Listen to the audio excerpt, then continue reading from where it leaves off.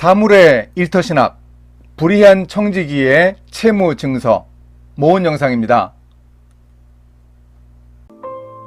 전에는 어떤 대부업체가 연 몇백 %가 넘는 이자를 받아 적발되었다는 기사를 종종 볼 수 있었다. 그런데 이제 이자 제한법상 최고 이자율이 정해져 있긴 하다. 빚을 내야 하는 사람의 딱한 이야기가 성경에도 여러 곳에 등장한다. 예수님의 비유 말씀 중에 불의한 청지기의 비유로 불리는 말씀이 대표적이다. 한마디로 말하면 불의했지만 지혜롭게 처신한 청지기의 이야기인데, 특히 사물의 일터신학 관점으로 채무 증서에 대해 생각해 보자. 첫째, 부잣집 청지기의 일탈과 효과적 대응. 한 부자에게 청지기가 있었다. 청지기는 부잣집의 살림살이와 재정 문제를 총괄하는 신망이 두터운 종이었다. 한 식구나 마찬가지였다. 그래야 집안의 모든 재산을 맡길 수 있었다. 그런데 이 집 청지기가 주인의 돈을 낭비했다. 주인의 소유를 낭비한다는 표현은 예수님의 탕자 비유에서 둘째 아들이 먼 나라에 가서 허랑방탕하여 재산을 낭비한다는 단어와 같은 단어를 쓰고 있다. 청지기가 주인의 재산을 낭비한다는 소문이 주인에게도 들릴 정도였다. 온 동네 사람들이 다 알고 있었다는 말이다. 청지기의 불의함을 확인한 주인은 말했다. 내가 보던 일을 세마라. 주인은 관계를 끊자고 했다. 아마도 청지기의 불의가 횡령이거나 사기는 아니어서 주인은 고발이 아닌 파직으로 징벌하려고 했다. 그러자 청지기에게는 고민이 생겼다. 큰 고민이었다. 주인이 내 직분을 빼앗으니 내가 무엇을 할까? 막노동을 하자니 힘이 없고 구걸해서 빌어먹자니 창피한 심정을 청지기는 한탄하고 있다. 다른 부잣집에 청지기로 들어가는 길은 생각하지 못했을까? 청지기는 이제 그쪽은 길이 막힌 것을 잘 알고 있었다. 청지기 업계의 블랙리스트에 올랐다는 말이다. 그러니 이제 뭔가 다른 돌파구를 찾아야 한다. 심각하게 자신의 앞날을 고민하던 청지기가 무릎을 쳤다. 내가 할 일을 알았도다. 청지기의 깨달음은 일자리는 빼앗겨도 거래처는 잃지 말자였다. 즉 관계로 승부를 내자고 결론 지었다. 청지기는 주인의 채무자들을 불러 채무 증서를 보자고 하더니 증서를 고쳐 썼다. 기름 100마를 빚진 사람의 채무 증서를 50말로 고쳐주었다. 밀 100석을 빚진 사람은 80석으로 감해주었다. 그런데 이렇게 청지기가 탕감 조치한 빚은 규모가 대단했다. 기름 한 말은 40리터쯤 된다. 탕감해준 기름 50말은 200리터 드럼통으로 10개 분량이다. 올리브유를 돈으로 환산하면 얼마나 큰 금액인가? 탕감해준 밀 20석은 40가마니이다. 그러니 이건 일반적인 빚이 아님을 알 수 있다. 한두해 생활비가 모자라서 진 빚이 아닌 악성 부채였다. 여러 해 쌓인 고리채를 갚을 엄두를 내기도 힘들었다. 밀 200가마니를 빚지고 있는 사람이 어떻게 갚을 것인가? 해를 넘기면서 계속 이자가 이자를 낳았고 앞으로도 더욱 그럴 것이니 그 부채는 결국 사람 잡는 빚이었다. 이런 악성 부채를 자기 주인에게 지고 있는 사람들을 부른 청지기가 당신은 50% 할인, 당신은 20% 할인이라고 새로 채무 증서를 써주었다. 단순히 주인의 재산을 축내고 낭비하는 것만은 아니라는 느낌이 들지 않는가? 둘째, 채무증서를 고쳐 써준 청지기는 어떤 사람일까? 이 채무증서에 대해서 여러 상상을 해볼 수 있다. 일단 부채의 규모가 큰 것이 악성 채무라는 증거가 될 수 있다.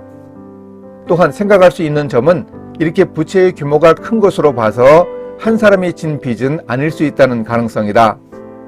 이 채무증서를 가지고 있는 사람은 농민과 부잣집 사이에서 여러 농민을 거느린 중간관리자와 같은 관리형 책임자, 소사장과 같은 고용주가 아니었을까 추측해 볼 수 있다. 왜냐하면 채무증서를 가지고 있다면 그를 아는 사람이었을 가능성이 크다. 예수님 당시의 생활상을 보면 그를 아는 사람이 도시에는 10% 정도, 농촌에는 2, 3%에 불과했다니 청지기는 상당히 유식한 계층에 속했음을 알 수 있다. 이렇게 청지기가 부자와 농민들 사이에서 중간 역할을 하는 사람이라는 상상도 해볼 수 있다. 예전의 농촌 상황을 경험한 사람은 이 비유를 보면서 도조라는 단어가 머릿속에 떠오를 수 있다. 남의 논밭을 빌려 농사를 지어서 주인에게 내는 일정한 비율의 곡식이 도조이다. 중간 관리자 역할을 하는 청지기가 소작인들로부터 과한 도조를 받아 챙기는 상황을 우리가 상상해 볼 수 있다. 그러면 우리는 이 불의한 청지기의 파격적 할인 공세를 자신의 이익을 포기한 행위로도 읽을 수 있다. 조금 더 상상해 볼 수도 있다. 본래 이스라엘에서는 내국인끼리는 돈 거래에서 이자를 받지 못하게 되어 있었다. 그런데도 공공연히 밀과 기름 같은 생계 관련 필수 품목들을 이자를 받고 빌려주었다. 그래서 할인한 기름 50말과 밀 20석은 이자 부분을 탕감해 준 것이라고 보는 견해도 있다. 여하튼 이 채무증서에 대해서 우리는 정확히 알기는 힘들지만 다양한 상상을 해볼 수 있다. 어떤 것이 가능한 해석일지 그 결과를 보면 보다 분명해질 수 있다. 청지기가 채무증서로 장난을 좀 쳤더니 어떤 일이 벌어졌는가? 주인이 소문을 듣고는 이 옳지 않은 청지기가 일을 지혜 있게 했다고 칭찬했다.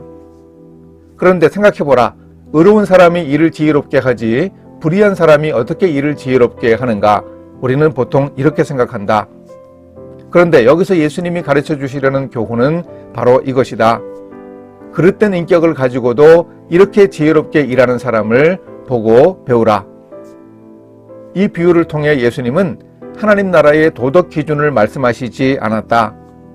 비리와 구조적인 모순이 난무하는 세상에서 제한된 지혜를 발휘하는 방법에 대해 특별한 사례를 들어 칭찬하셨다. 더 이상 일을 하지 못하게 된 주인집의 채무자들을 불러 채무증서를 고쳐서 빚을 할인해준 청지기를 본 부자는 어떤 반응을 보였을까? 불의한 청지기의 채무증서가 어떤 효과를 보였는지 확인해 보아야 한다. 셋째, 채무증서를 고쳐 써준 효과.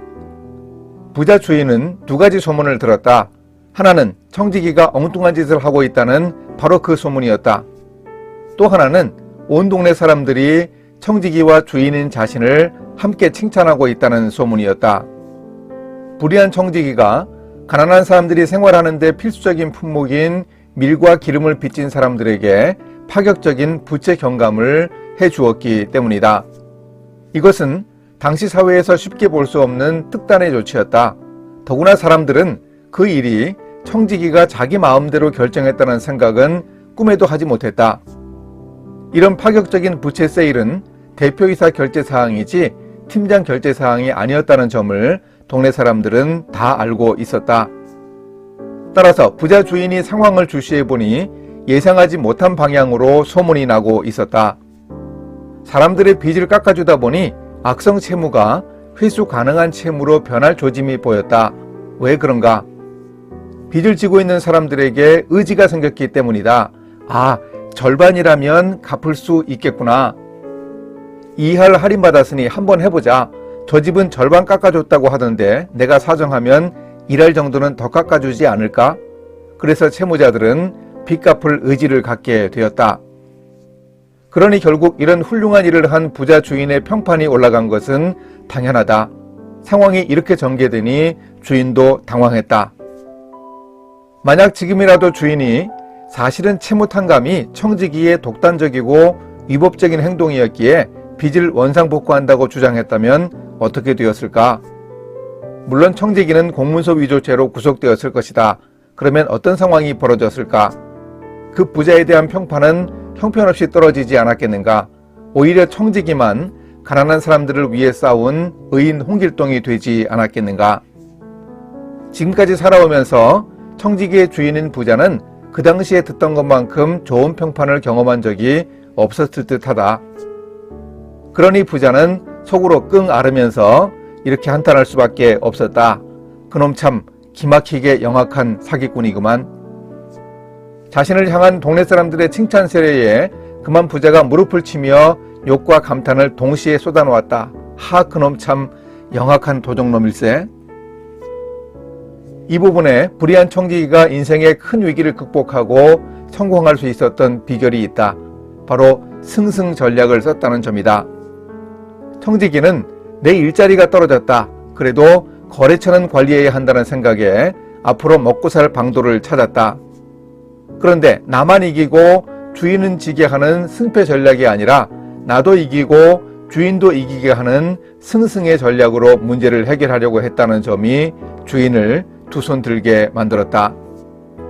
물론 주인이 이렇게 청지기를 칭찬할 수밖에 없었다고 하여 예수님이 이 비유에서 청지기의 옳지 않은 생각이나 행동을 칭찬하셨다고 생각해서는 안 된다. 이 세상 사람들이 옳지 않으면서도 지혜롭게 일하는 법을 배워야 한다고 강조하신 것이다. 누가 그 지혜를 배워야 하는가? 바로 제자들이 배워야 한다. 넷째, 하나님과 재물을 겸하여 섬길 수 없느니라. 이 비유를 말씀하신 후 예수님은 이렇게 제자들에게 교훈하셨다. 불의의 재물로 친구를 사귀라. 그리하면 그 재물이 없어질 때에 그들이 너희를 영주할 처소로 영접하리라. 여기서 불의의 재물로 친구를 사귀라는 말은 세상 사람들이 물질적인 목적을 위해 지혜를 짜내는 것을 배우라는 뜻이다. 예수님을 따르는 제자들도 영적인 목적을 위해서 돈과 같은 모든 자원을 활용하기를 바라신다. 영적인 목적을 위해서 돈을 사용하는 것은 무엇인가? 하늘의 보화를 쌓는 일인 구제와 같은 행동이다. 영적인 필요를 위해 주변 사람들을 돕는 일도 있다. 바로 그런 일을 통해 친구를 사귀기를 바라신다. 이렇게 사귀는 친구가 바로 영적인 친구이다. 그러면 그 친구가 천국에서 우리를 환영하게 된다. 그들이 너희를 영주할 처소로 영접한다는 말씀은 영적인 목적을 가지고 지혜로운 방법으로 도와준 사람을 천국에서 만날 수 있다는 뜻이다. 정리하면 불의의 재물로 친구를 사귀라는 말은 세상 사람들이 사용하는 지혜로운 방법으로 우리가 가진 모든 것을 투자해서 영혼을 구하는 일을 하라는 뜻이다. 특히 이 비유를 듣는 대상인 제자들에게 이 일이 중요하다. 제자가 할 일은 바로 영혼 구원의 사명을 실천하는 일이다. 자기가 가진 모든 것을 사용하여 영혼 구하는 일을 하는 것, 그것이 바로 일자리를 잃는 것보다 심각한 인생의 정리해고를 준비하는 일이라는 점을 명심해야 한다. 다니던 직장에서 일을 그만두어야 하는 퇴직의 상황을 대처하는 것보다 더 심각한 일이 바로 우리의 죽음을 준비하는 일이다. 노후보다 사후가 중요하다. 당신은 인생의 청지기로서 당신의 인생을 그렇게 준비하고 있는가? 과연 불의한 청지기보다 더 지혜로운 청지기라고 할 수 있는가? 예수님의 비유에 등장하는 청지기는 신앙 인격은 문제가 많은데 일은 잘하는 청지기였다. 그런데 혹시 우리는 신앙 인격은 괜찮은데 일은 잘 못하지는 않는가? 그러면 우리는 미련한 청지기가 되고 만다. 예수님은 그런 제자가 많다고 지적하신다. 그래서 예수님은 제자들에게 그야말로 특별한 강의를 해주셨다. 물론 일은 못해도 인격이나마 쓸만한 사람이 더 낫긴 하다. 일도 못하고 신앙 인격도 엉망인 사람보다야 낫다. 하지만 세상에서 일하는 제자로 살아가야 할 하나님의 자녀들이 일을 지혜롭게 하지 못하면 예수님은 아쉬워하신다. 예수님은 신앙 인격이 엉망이고 일은 잘하는 사람과 제자들을 비교하시는 것이 아니다. 누가 더 낫다고 우열을 나누지 않으신다. 다만 인격에는 문제가 많아도 일은 잘하는 세상 사람에게 일의 지혜를 배우기 원하신다. 그래서 제자들이 어떻게 되기를 원하시는가? 세상의 지혜를 얻어서 효과적으로 하나님 나라의 일, 즉 영혼을 구원하는 일을 잘하기 바라신다. 이것이 바로 작은 것에 충성되면 큰 것에도 충성되고 작은 것에 불의하면 큰 것에도 불의하게 되는 원리이다. 세상의 재물에도 충성하지 않으면 어떻게 참된 영적인 것을 책임맡아 잘할 수 있겠는가? 남의 것에 충성되면 너 자신의 것을 얻게 될 것이라는 말씀이다. 예수님이 이 비유 말씀을 이렇게 결론 지으셨다. 집 하인이 두 주인을 섬길 수 없나니 혹 이를 미워하고 저를 사랑하거나 혹 이를 중히 여기고 저를 경히 여길 것임이니라. 너희는 하나님과 재물을 겸하여 섬길 수 없느니라. 결국 돈에 관한 이야기를 예수님이 하셨는데 돈이라는 만몬은 대표적인 우상이다. 하나님 대신에 돈을 섬기면 결국 청지기의 역할을 다하지 못하고 만다. 예수님이 실제로 왜 이런 말씀을 하시는지 이후의 기록으로 확인할 수 있다. 바리새인들은 돈을 좋아하는 자들이라 이 모든 것을 듣고 비웃거늘.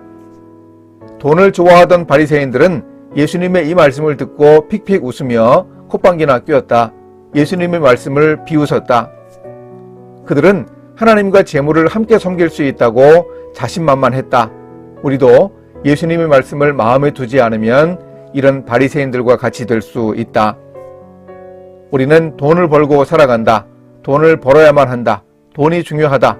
하지만 우리가 돈 하며 돈 타령만 한다고 돈을 많이 버는 것은 아니다. 우리가 일을 잘 감당하고 즐겁게 해내면서 하나님이 주신 사명에 충실하면 우리에게 필요한 돈은 우리에게 주어진다.